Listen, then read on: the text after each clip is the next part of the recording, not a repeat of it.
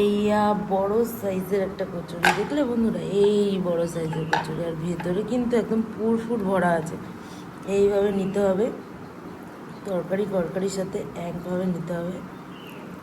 এই বড় একটা থাবলা নিয়ে, এই দেখো একটা কচুরি এরকম নিয়ে পুরো হুম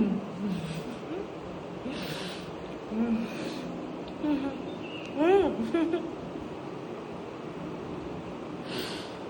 হুম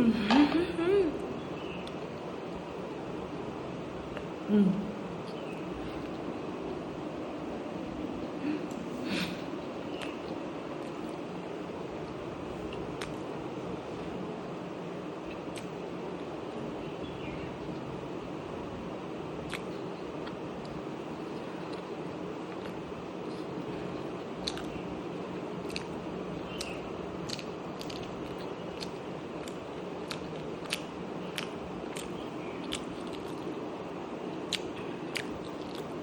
কথা বলতে পারছিলাম না, জাস্ট মুখ আটকে গেছিল,